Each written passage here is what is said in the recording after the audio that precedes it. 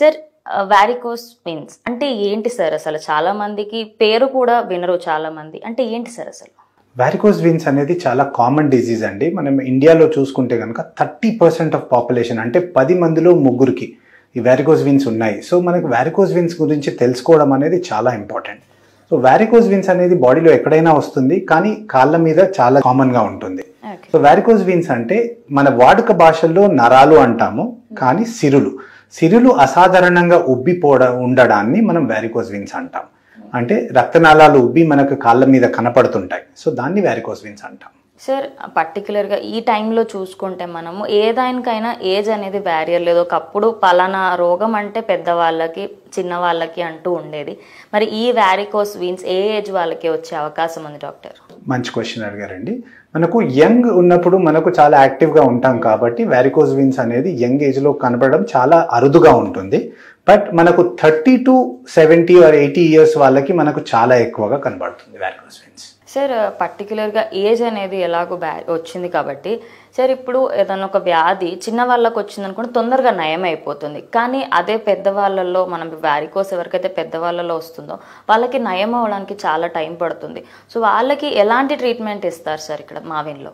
Varicose veins అనేది పలు స్టేజెస్లో ఉంటుందమ్మా. అది చిన్నవాళ్ళైనా పెద్దవాళ్ళైనా మనకు స్టేజ్ పట్టేసి మనకు ట్రీట్మెంట్ ఉంటుంది. సో ఎవరికైనా సెకండ్ స్టేజ్ దాటింది అంటే కనుక మనకు ఇప్పుడు వచ్చిన మోడర్న్ ట్రీట్మెంట్స్ అన్నీ మనకు మేవెన్లో అవైలబుల్ ఉన్నాయి. సో అందరికీ ఇచ్చేది సేమ్ ట్రీట్మెంటే ఉంటుంది. కానీ అడ్వాన్స్ స్టేజ్లో పోతే కనుక దానికి ఇంకా కొన్ని ట్రీట్మెంట్స్ యాడ్ చేసి ఇవ్వాల్సి వస్తుంది. But age wise different treatment అనేది ఏమి ఉండదు. అన్ని ఏజ్ వాళ్ళకి సేమ్ ట్రీట్మెంటే చేస్తాం. సార్ చిన్న ఒబేసిటీ ఒక్క ప్రాబ్లం వల్ల అటు కార్డియాక్ అరెస్ట్ వస్తున్నాయి, వాళ్ళకి బీపీ షుగర్ ప్రతి ఒక్క ప్రాబ్లం అయితే ఫేస్ చేస్తున్నారు. సో వాళ్ళకి వారికోస్ వెయిన్కి ఏమైనా రిలేషన్ ఉంటుందా సార్? ఒబేసిటీ అంటే అప్పుడే మనకి what it signifies patient is అంటే ఆ person is sitting for long time, diet maintain చేయట్లేదు, యాక్టివ్గా ఎక్సర్సైజ్ చేయట్లేదు. దానివల్ల ఇవన్నీ ప్రాబ్లమ్స్ వస్తున్నాయి. కోమార్బిడ్ కండిషన్స్, బీపీ ఎక్కువ రావడం, థైరాయిడ్ ఎక్కువ కావడం, ఇవన్నీ. అట్లానే మనకు ఒబేసిటీ వల్ల వారికోస్ వెయిన్స్ కూడా వస్తాయి. ఒబేసిటీ అంటే లావుగా ఉండడం వల్ల వీనస్ రిటర్న్ అంటే రక్తం మళ్ళీ గుండెకి రివర్స్గా వెళ్ళడము చాలా ప్రాబ్లం అయ్యి దానికి వారికోస్ వెయిన్స్లో రిజల్ట్ అవుతాయి. సో దానివల్ల మనకు ఒబేసిటీ ఉన్న పేషెంట్స్కి వారికోస్ వెయిన్స్ చాలా పాసిబుల్ అండి. అందుకే మనకు all obese patients has to be careful and వాళ్ళు మనకు డాక్టర్ దగ్గరకు వచ్చి చూపెట్టుకోవాలి వాళ్ళకి వారికోస్ వెయిన్స్ ఉన్నాయా అలా లేదని. సార్ దేనికైనా ఫస్ట్ మనం సిమ్టమ్స్ తెలిస్తేనే పలానా ప్రాబ్లం ఉంది అని చెప్పి మనం డాక్టర్ దగ్గరికి వెళ్ళి చెప్పొచ్చు. సో మనకి వారికోస్ వెయిన్స్ ఉంది అని ముందుగానే తెలుసుకోవాలంటే ఫస్ట్ సిమ్టమ్స్ ఎలా ఉంటాయి డాక్టర్? మంచి క్వశ్చన్ అడిగారండి. వారికోస్ వెయిన్స్ అనేది మనకు చాలా మంది ఏమనుకుంటారంటే ఇది ఒక కాస్మెటిక్ డిజీజ్, నా కాళ్ళ మీద కొన్ని నరాలు ఉబ్బి ఉన్నాయి, నాకేం నొప్పి లేదు, దానివల్ల నేను ఎందుకు వెళ్ళాలి డాక్టర్ దగ్గరికి అని అలానే వదిలేస్తాం.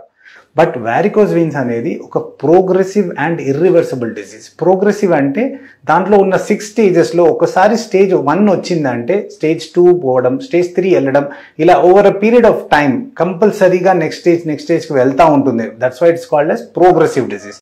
తర్వాత ఇర్రివర్సిబుల్ అంటే ఒకసారి సిరులు ఆర్ నరాలు ఉబ్బిపోయాయంటే మళ్ళీ వెనుకకు పోవడం అనేది ఉండదు.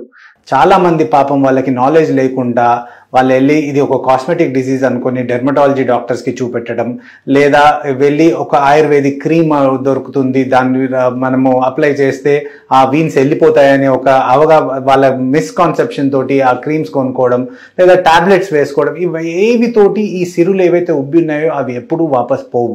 అందుకని దీన్ని ఇర్రివర్సిబుల్ అంటారు. సో దీనిలో ఉన్న సైన్స్ అనేటి మనకు రక్తనాళాలు, అది సిరులు ఆర్ నరాలు అనేది ఉబ్బి కనపడడం నంబర్ 1. నంబర్ 2 మనకి సిమ్టమ్స్ అనేటి ఏంటి అంటే కాళ్ళల్లో బరువు ఎక్కిన భావన, కాళ్ళల్లో నొప్పి రావడం, కండరాలు బిగుసుకుపోవడం, కాళ్ళల్లో మంట రావడం, లేదా ఎక్కువసేపు కూర్చున్నా నిలుచున్నా ఈ నొప్పి అనేది ఇంకా తీవ్రంగా కావడము, ఆ కాళ్ళల్లో సిరులు ఉబ్బిన దగ్గర దురద పెట్టడం, లేదా ఆ చుట్టుపక్కల కలర్ చేంజ్ కావడం, దాని తర్వాత లాస్ట్ ఇవన్నీ మనం నెగ్లెక్ట్ చేస్తే కనుక, ఇవన్నీ వచ్చినా చూసినా నొప్పి లేదు నాకు అని అలానే పెట్టుకుంటే కనుక లాస్ట్ స్టేజ్ వెళ్ళేసి నాన్ హీలింగ్ వీనస్ అల్సర్స్, అంటే కాళ్ళ మీద పుండ్లు పుట్టడం.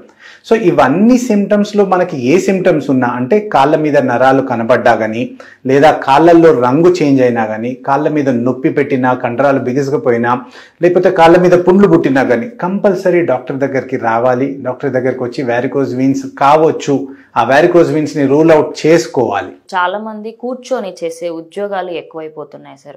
25 నుంచి ఆ ప్రతి ఒక్కరు ఖచ్చితంగా ఉద్యోగాలకు వెళ్ళడము, అండ్ పొద్దున 9 గంటల నుంచి స్టార్ట్ చేసి సాయంత్రం 5 వరకు కూర్చొని ఉండడం, మళ్ళీ ఇంటికి వచ్చినాక కూర్చొనే ఉంటారు. దానివల్ల కూడా చాలా మంది యంగ్ ఏజ్లోనే ఈ కాళ్ళ నొప్పులు వస్తున్నాయి, కాళ్ళు వాపులు వస్తున్నాయి అని చెప్తూ ఉంటారు.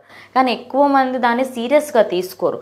అంటే ఫర్దర్లో ఇప్పుడేం వస్తాయి నాకు, ఇప్పుడేం కీళ్ళ నొప్పులు అన్నట్టుగా తీసి పారేస్తూ ఉంటారు.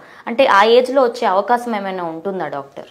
కరెక్ట్ అండి. ఇప్పుడు sitting is the new disease అంటారు. మన లైఫ్ స్టైల్ చూసుకుంటే కనుక మార్నింగ్ మనం పడుకొని ఉంటాము, దాని తర్వాత లేచి స్నానం చేయగానే మళ్ళీ కార్లో కూర్చుంటాము, కార్లో నుంచి మళ్ళీ వెళ్ళి ఆఫీస్లో కూర్చుంటాము, ఆఫీస్ వర్క్ అయిపోయాక ఇంటికి వచ్చి మళ్ళీ టీవీ ముందు కూర్చుంటాము, మళ్ళీ తర్వాత పడుకుంటాము. So almost all parts of our life, అంటే ఒక డైలీ రొటీన్లో మనం చాలా అవర్స్ కూర్చుని స్పెండ్ చేస్తున్నాం.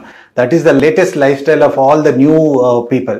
సో అది మనము అలా కంటిన్యూస్గా కూర్చోవడం వల్ల కాళ్ళల్లో రక్త ప్రసరణ అనేది కాదు. సో కాళ్ళల్లో రక్త ప్రసరణ కావాలి అంటే మనం వాక్ చేయాలి. వాక్ చేస్తేనే ఆ మజిల్ ట్విచ్ వల్ల, మనకు మజిల్ స్క్వీజింగ్ వల్లనే మనకు సర్క్యులేషన్ అనేది అవుతుంది.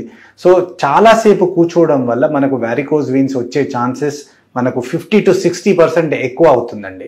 సో ఈ యంగర్ జనరేషన్లో ఈ long time of sitting, long time of అందరిలో వారికోజ్ వీన్స్ వచ్చే ఛాన్సెస్ చాలా ఎక్కువ. డాక్టర్, అంటే సపోజ్ నాకు వారికోజ్ వీన్స్ ఉంది అని చెప్పి ఎవరికైనా పేషెంట్ కానీ ఎవరికైనా డౌట్ వచ్చింది అనుకోండి, వాళ్ళు ఎలాంటి టెస్టులు చేసుకుంటే దాన్ని మనం తెలుసుకోవచ్చు అంటే వాళ్ళకి ఖచ్చితంగా ఉంది అని? మరి మీకు చెప్పినప్పుడు ఇంతకుముందు సిమ్టమ్స్ చెప్పామంటే కాళ్ళల్లో రక్తనాళాలు ఉబ్బి కనపడము, లేదా పాదాల దగ్గర రంగు చేంజ్ కావడము, లేదా పుండ్లు పుట్టడము, లేదా పాదాలు స్వెల్లింగ్ కావడం, మనకు సాయంత్రం కల్లా స్వెల్లింగ్ కావడం, మళ్ళీ పొద్దున్న తర్వాత తగ్గిపోవడం. సో ఇవన్నీ సైన్స్ అండ్ సిమ్టమ్స్ మనకి ఎవరికన్నా కనపడితే కనుక they can come to us. మేము ఒక చిన్న టెస్ట్, డాప్లర్ టెస్ట్ అని చేస్తాము. కాళ్ళల్లో రక్తనాళాలని మనం స్క్రీన్లో చూస్తాం.